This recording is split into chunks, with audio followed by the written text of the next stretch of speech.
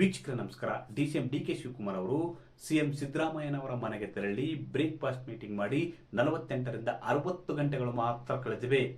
ಈ 60 ಗಂಟೆಗಳ ಬೆನ್ನಲ್ಲೇ ಡಿಸಿಎಂ ಡಿಕೆ ಶಿವಕುಮಾರ್ ಅವರು ತಮ್ಮ ನಿವಾಸದಲ್ಲಿ ಬ್ರೇಕ್ಫಾಸ್ಟ್ ಮೀಟಿಂಗ್ ಏರ್ಪಡಿಸಿದ್ದಾರೆ. ಅಂದ್ರೆ ಡಿಸಿಎಂ ಡಿಕೆ ಶಿವಕುಮಾರ್ ಅವರ ಮನೆಗೆ ಸಿಎಂ ಸಿದ್ದರಾಮಯ್ಯ ಬಂದು ಬ್ರೇಕ್ಫಾಸ್ಟ್ ಮಾಡುವ ಈ ಒಂದು ಮೀಟಿಂಗ್ ಇದೆಯಲ್ಲ, ರಾಜ್ಯ ರಾಜಕಾರಣದಲ್ಲಿ ತುಂಬಾ ಕುತೂಹಲ ಮೂಡಿಸಿದೆ.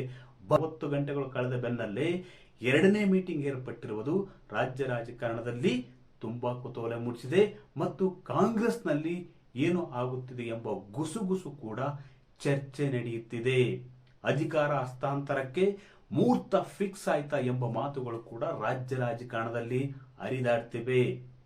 ಹಾಗಾದ್ರೆ ಕಾಂಗ್ರೆಸ್ನ ಹೈಕಮಾಂಡ್ ನಾಯಕರು ರಾಜ್ಯದಲ್ಲಿ ಉಂಟಾಗಿರತಕ್ಕಂಥ ಬಿಕ್ಕಟ್ಟನ್ನು ಬಗೆಹರಿಸುವುದಕ್ಕೆ ಬ್ರೇಕ್ಫಾಸ್ಟ್ ಸೂತ್ರ ರೂಪಿಸಿದ್ರ?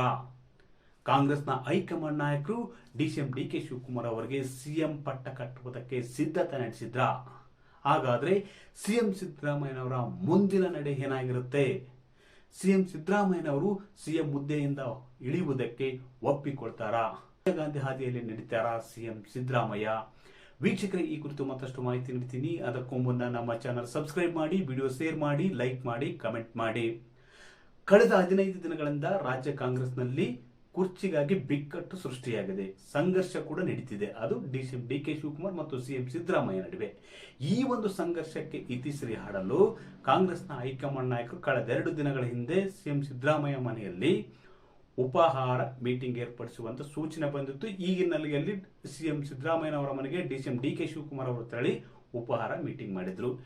ಈ ಒಂದು ಮೀಟಿಂಗ್ ಮುಗಿದು 60 ಗಂಟೆಗಳು ಕಳೆದಿವೆ.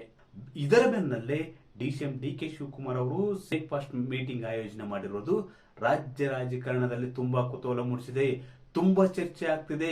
ಏಕಾಏಕಿ ಎರಡನೇ ಬ್ರೇಕ್ಫಾಸ್ಟ್ ಮೀಟಿಂಗ್ ಏರ್ಪಟ್ಟಿರೋದು ತುಂಬಾ ಚರ್ಚೆ ಆಗುತ್ತಿದೆ. ಯಾಕಂದ್ರೆ ಹೈಕಮಾಂಡ್ ನಾಯಕರು ಡಿಸಿಎಂ ಡಿಕೆ ಶಿವಕುಮಾರ್ ಅವರಿಗೆ ಸಿಎಂ ಪಟ್ಟ ಕಟ್ಟುವುದಕ್ಕೆ ರೂಪಿಸಿದ ತಂತ್ರದ ಭಾಗವಾಗಿ ಡಿಸಿಎಂ ಡಿಕೆ ಶಿವಕುಮಾರ್ ಅವರು ಬ್ರೇಕ್ಫಾಸ್ಟ್ ಮೀಟಿಂಗ್ ಏರ್ಪಡಿಸಿದ್ರ ಎಂಬ ಮಾತುಗಳು ಕೂಡ ಚರ್ಚೆಯಾಗ್ತಿವೆ. ಯಾಕಂದ್ರೆ ಕಳೆದ 4-5 ದಿನಗಳ ಹಿಂದಷ್ಟೇ ಎಐಸಿಸಿ ಅಧ್ಯಕ್ಷರಾಗಿರುವ ಮಲ್ಲಿಕಾರ್ಜುನ್ ಖರ್ಗೆ ಅವರು ರಾಹುಲ್ ಗಾಂಧಿ ಅವರಿಗೆ ಹಾಗೂ ಸೋನಿಯಾ ಗಾಂಧಿ ಅವರಿಗೆ ಒಂದು ರಿಪೋರ್ಟ್ ಮಾಡಿದ್ರು ರಾಜ್ಯ ರಾಜಕಾರಣದಲ್ಲಿ ಉಂಟಾಗಿರ್ತಕ್ಕಂಥ ಬಿಕ್ಕಟ್ಟಿನ ಕುರಿತು. ಅದೇ ರೀತಿ ಡಿಸಿಎಂ ಡಿಕೆ ಶಿವಕುಮಾರ್ ಅವರು ಯಾವುದೇ ಕಾರಣಕ್ಕೂ ತಾವು ಸಿಎಂ ಹುದ್ದೆಯನ್ನು ಬಿಟ್ಟು ಕೊಡುವುದಿಲ್ಲ ಎಂಬ ಒತ್ತಾಯ ರಾಹುಲ್ ಗಾಂಧಿ ಅವರಿಗೆ ಮಾಡಿದ್ರು ಹಾಗೂ ಮಲ್ಲಿಕಾರ್ಜುನ್ ಖರ್ಗೆ ಅವರಿಗೂ ಕೂಡ ಮಾಡಿದ್ರು. ಇಂಥದ್ದೊಂದು ಬಿಕ್ಕಟ್ಟು ಬಗೆಹರಿಸುವುದಕ್ಕೆ ಹೈಕಮಾಂಡ್ ನಾಯಕರು ಸಭೆ ಮೇಲೆ ಸಭೆ ನಡೆಸಿದ್ರು. ಈ ಸಭೆಯಲ್ಲಿ ಬಹುತೇಕ ಒಂದು ತೀರ್ಮಾನಕ್ಕೆ ಬಂದಂತೆ ಕಾಣುತ್ತಿದೆ. ಅದರಲ್ಲೂ ವಿಶೇಷವಾಗಿ ಸೋನಿಯಾ ಗಾಂಧಿ ಅವರು ರಾಜ್ಯ ರಾಜಕಾರಣದಲ್ಲಿ ಉಂಟಾಗಿರ್ತಕ್ಕಂಥ ಬಿಕ್ಕಟ್ಟು ಶಮನಗೊಳಿಸುವುದಕ್ಕೆ ಮುಂದಾಗಿದ್ದಾರೆ ಅಂತ ಹೇಳಲಾಗ್ತದೆ. ಅದರಲ್ಲೂ ವಿಶೇಷವಾಗಿ ಡಿಸಿಎಂ ಡಿಕೆ ಶಿವಕುಮಾರ್ ಅವರಿಗೆ ಸಿಎಂ ಪಟ್ಟ ಕಟ್ಟುವುದಕ್ಕೆ ಸೋನಿಯಾ ಗಾಂಧಿ ಅವರು ಸಮ್ಮತಿಸಿದ್ದಾರೆ ಅಂತ ಹೇಳಲಾಗ್ತದೆ.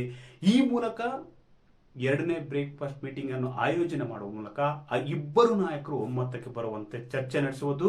ಅದರ ಬಳಿಕ ಸಿಎಂ ಸಿದ್ದರಾಮಯ್ಯನವರು ಡಿಸಿಎಂ ಡಿಕೆ ಶಿವಕುಮಾರ್ ಅವರಿಗೆ ಸಿಎಂ ಸ್ಥಾನ ಬಿಟ್ಟು ಕೊಡುವ ಕುರಿತು ಮಾತುಕತೆ ನಡೆಸಿ ಒಮ್ಮತದಿಂದ ಸಿಎಂ ಸ್ಥಾನವನ್ನು ಬಿಟ್ಟು ಕೊಡುವುದಕ್ಕೆ ಸಿಎಂ ಸಿದ್ದರಾಮಯ್ಯನವರಿಗೆ ಹೈಕಮಾಂಡ್ ನಾಯಕರು ಸೂಚಿಸಿದ್ದಾರೆ ಅಂತ ಹೇಳಲಾಗ್ತದೆ. ಇಂಥದ್ದೊಂದು ಚರ್ಚೆ ರಾಜ್ಯ ರಾಜಕಾರಣದಲ್ಲಿ ಕೂಡ ನಡೀತಿದೆ. ಯಾಕಂದ್ರೆ ನೀವು ಗೌರವಯುತವಾಗಿ ಸಿಎಂ ಸ್ಥಾನವನ್ನು ಡಿಸಿಎಂ ಡಿಕೆ ಶಿವಕುಮಾರ್ ಅವರಿಗೆ ಬಿಟ್ಟುಕೊಟ್ರೆ ನೀವು ಮತ್ತಷ್ಟು ಎತ್ತರಕ್ಕೆ ಇರ್ತೀರಾ.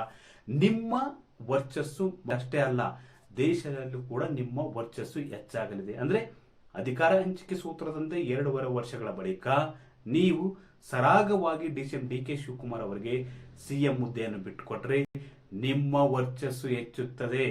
ಬಳಿಕ ನಿಮ್ಮನ್ನು ಕಾಂಗ್ರೆಸ್ ಪಕ್ಷ ಗೌರವಯುತವಾಗಿ ನಡೆಸಿಕೊಳ್ಳುತ್ತದೆ ಮತ್ತು ಪಕ್ಷದಲ್ಲಿ ದೊಡ್ಡ ಸ್ಥಾನಮಾನ ನೀಡುವ ಎಂಬ ಭರವಸೆಯನ್ನು ಕೂಡ ಸೋನಿಯಾ ಗಾಂಧಿ ಅವರು ಸಿಎಂ ಸಿದ್ದರಾಮಯ್ಯನವರಿಗೆ ನೀಡಿದ್ದಾರೆ ಅಂತ ಹೇಳಲಾಗ್ತದೆ. ಹೀಗಾಗಿ ಇವತ್ತಿನ ಬ್ರೇಕ್ಫಾಸ್ಟ್ ಮೀಟಿಂಗ್ ನಲ್ಲಿ ಡಿಸಿಎಂ ಡಿಕೆ ಶಿವಕುಮಾರ್ ಸಿಎಂ ಸಿದ್ದರಾಮಯ್ಯನವರು ಒಮ್ಮತದಿಂದ ಚರ್ಚಿಸಿ ಬಹುತೇಕ ಡಿಸಿಎಂ ಡಿಕೆ ಶಿವಕುಮಾರ್ ಅವರಿಗೆ ಸಿಎಂ ಸಿದ್ದರಾಮಯ್ಯನವರು ಸಿಎಂ ಸ್ಥಾನ ಬಿಟ್ಟು ಕೊಡುವ ಕುರಿತು ಮತ್ತು ಪಕ್ಷದಲ್ಲಿ ಮುಂದಿನ ದಿನಗಳಲ್ಲಿ ತಮ್ಮನ್ನು ನಡೆಸಿಕೊಳ್ಳುವ ಕುರಿತು ಒಂದು ಸಮಾಲೋಚನೆ ನಡೆಯಲಿದೆ ಅಂತ ಹೇಳಲಾಗ್ತದೆ. ಕಳೆದ 20 ವರ್ಷಗಳ ಹಿಂದೆ ಲೋಕಸಭೆ ಚುನಾವಣೆಯಲ್ಲಿ ಯುಪಿಎ ಮೈತ್ರಿಕೂಟ ಗೆದ್ದಿತ್ತು. ಅವತ್ತು ಕೂಡ ಸೋನಿಯಾ ಗಾಂಧಿ ಅವರು ಸರಾಗವಾಗಿ ಪ್ರಧಾನಿ ಆಗುವುದಕ್ಕೆ ಅವಕಾಶವಿತ್ತು. ಆದರೆ ಪ್ರತಿಪಕ್ಷ ಬಿಜೆಪಿ ಸೋನಿಯಾ ಗಾಂಧಿ ಅವರ ಮೂಲವನ್ನು ಕೆದಕಿ, ಅವರ ವಿದೇಶಿ ಮೂಲವನ್ನು ಕೆದಕಿ ದೊಡ್ಡ ಮಟ್ಟದ ಗದ್ದಲ ಎಬ್ಬಿಸಿದ್ದರಿಂದ ಸೋನಿಯಾ ಗಾಂಧಿ ಅವತ್ತು ಪ್ರಧಾನಿ ಹುದ್ದೆಯನ್ನು ತ್ಯಾಗ ಮಾಡಿದ್ರು. ಆ ತ್ಯಾಗದ ಬಳಿಕ ಮನಮೋಹನ್ ಸಿಂಗ್ ಅವರಿಗೆ ಪ್ರಧಾನಿ ಪಟ್ಟವನ್ನು ಕಟ್ಟುವ ಮೂಲಕ ಪ್ರಧಾನಿ ಹುದ್ದೆಯನ್ನು ತ್ಯಾಗ ಮಾಡಿದ್ರು ಅಂದು ಸೋನಿಯಾ ಗಾಂಧಿ ಅವರು. ಇವತ್ತು ಕೂಡ ಅಷ್ಟೇ. ಈಗಾಗಲೇ 2023 ವಿಧಾನಸಭೆ ಚುನಾವಣೆಯಲ್ಲಿ ಕಾಂಗ್ರೆಸ್ ಪಕ್ಷ ಅಧಿಕಾರ ಹಿಡಿದಿತ್ತು. ಈಗಾಗಲೇ 2.5 ವರ್ಷಗಳ ಕಾಲ ಸಿಎಂ ಸಿದ್ದರಾಮಯ್ಯನವರು ರಾಜ್ಯದ ಮುಖ್ಯಮಂತ್ರಿಯಾಗಿ ಒಂದು ಒಳ್ಳೆಯ ಆಡಳಿತವನ್ನೇ ನೀಡಿದ್ದಾರೆ. ಹೀಗಾಗಿ ಸೋನಿಯಾ ಗಾಂಧಿ ಅವರ ಮಾರ್ಗದಂತೆ ನಡೆದು ತಾವು ಡಿಸಿಎಂ ಡಿಕೆ ಶಿವಕುಮಾರ್ ಅವರಿಗೆ ಸಿಎಂ ಹುದ್ದೆಯನ್ನು ಗೌರವಯುತವಾಗಿ ಬಿಟ್ಟು ಕೊಡಬೇಕು ಎಂಬ ಸಂದೇಶ ಹೈಕಮಾಂಡ್ ನಾಯಕರಿಂದ ಬಂದಿದೆ ಅಂತ ಹೇಳಲಾಗ್ತಿದೆ. ಅದೇ ರೀತಿ ರಾಹುಲ್ ಗಾಂಧಿ, ಸೋನಿಯಾ ಗಾಂಧಿ, ಪ್ರಿಯಾಂಕಾ ಗಾಂಧಿ ಹಾಗೂ ಎಐಸಿಸಿ ಅಧ್ಯಕ್ಷರಾಗಿರುವ ಮಲ್ಲಿಕಾರ್ಜುನ್ ಖರ್ಗೆ ಅವರು ಕೂಡ ಡಿಸಿಎಂ ಡಿಕೆ ಶಿವಕುಮಾರ್ ಅವರಿಗೆ ಸಿಎಂ ಪಟ್ಟ ಕಟ್ಟುವುದಕ್ಕೆ ಒಲವು ವ್ಯಕ್ತಪಡಿಸಿದ್ದಾರೆ ಅಂತ ಹೇಳಲಾಗ್ತದೆ. ಹೀಗಾಗಿ ಏಕಾಏಕಿ 2ನೇ ಬ್ರೇಕ್ಫಾಸ್ಟ್ ಮೀಟಿಂಗ್ ಆಯೋಜನೆ ಆಗಿದೆ ಎಂಬ ಮಾತುಗಳು ಕೂಡ ಕೇಳಿ ಬರ್ತಿವೆ. ಒಟ್ಟಾರೆಯಾಗಿ ಅಧಿಕಾರ ಹಂಚಿಕೆ ಸೂತ್ರದಂತೆ ಡಿಸಿಎಂ ಡಿಕೆ ಶಿವಕುಮಾರ್ ಅವರಿಗೆ ಪಟ್ಟಾಭಿಷೇಕ ಮಾಡಲಾಗುತ್ತೆ ಎಂಬ ಪ್ರಶ್ನೆ ಕೂಡ ಇನ್ನು ಕಾಡ್ತಿದೆ.